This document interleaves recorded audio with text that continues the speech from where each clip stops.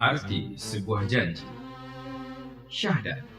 Terjadilah sebuah kisah mengharukan di kala bendera Islam masih berkibar di Andalusia, Spanyol. Dengan nafas tersengal-sengal, seorang pemuda Spanyol lari tunggang langgang menuju celah-celah semak belukar di sebuah kebun yang penuh dengan pepohonan rindang.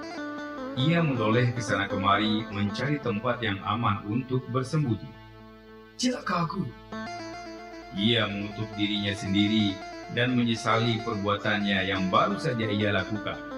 Gerakan bola matanya ke sana kemari memperhatikan sekelilingnya, khawatir bila persembunyiannya itu diketahui orang lain. Nah, kebetulan ada sebuah rumah. Mungkin aku dapat meminta perlindungan di sana, cetus pemuda itu dalam hati. Sementara bajunya basah kuyup bermandikan keringat dingin yang menambah keadaannya tidak karuan. Namun hal itu tidak dipedulikan, dan ia terus berlari kencang sambil mengendap-endap menuju rumah itu. Pak, tolong saya Pak, tolong saya, seru pemuda itu histeris sambil mengetuk pintu depan berulang-ulang. Tidak lama kemudian terdengarlah suara terompa melangkah cepat mendekati pintu dan, "Hei, kau siapa? Silakan masuk," kata lelaki tua itu sambil mempersilahkan masuk kepada pemuda yang belum dikenalnya itu. "Oh, aku kira yang datang adalah anakku yang sejak siang sampai sore belum juga kembali. Ayo, silakan." Laki-laki tua itu mengajak masuk dan mempersilahkan duduk pemuda itu. Belum sempat lelaki tua itu menanyakan keadaan sesuatu tentang dirinya, ia keburu mengutarakan isi hatinya yang hampir meledak ketakutan itu. "Pak, aku telah membunuh seseorang, Pak. Lindungilah aku, Pak. Lindungilah aku." Tanpa bertanya apapun juga, laki-laki tua itu sudah dapat membaca keadaan yang dialami pemuda yang memohon dibelas kasihi dan perlindungan itu. Lalu pemuda itu diajaknya ke bilik belakang di pojok kamar penyimpanan barang-barang. "Sembunyilah engkau di sini. Aku berjanji akan melindungimu meski engkau bukan dari golongan atau bangsaku, dan meskipun pemuda dari bangsaku yang kau bunuh itu." Tidak lama laki-laki itu selesai berkata demikian, datanglah serombongan orang beramai-ramai mengusung peti panjang yang diselimuti dengan kain hijau tebal yang bertuliskan "La ilaha illallah" mendekati rumahnya.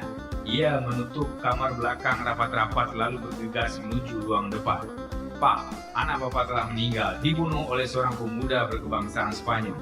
Pembunuhnya telah melarikan diri dan masih bersembunyi di sekitar sini.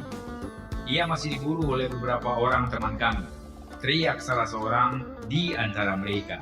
Spontan saja laki-laki tua itu hampir luluh seluruh persendian tulangnya dan agak hilang keseimbangan dirinya. Dalam dadanya sedang berkecamuk perperangan batin antara perasaan sedih atas kematian anaknya dengan dendam marah karena anaknya telah dibunuh oleh pemuda itu.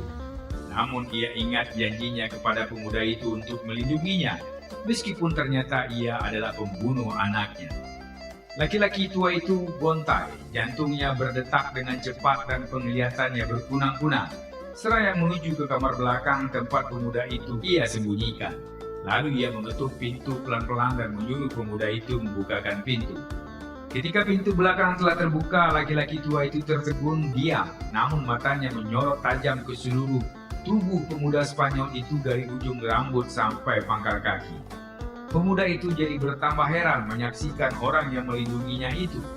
Ia tidak dapat menerka apa yang akan dilakukan laki-laki tua itu. "Aku tidak kuasa untuk melepas tanggunganku," kata orang tua itu datang. "Apalagi mengingkari janjiku. Tetapi aku tidak menjamin keselamatanmu jika kaumku datang dan berbuat sesuatu atas dirimu.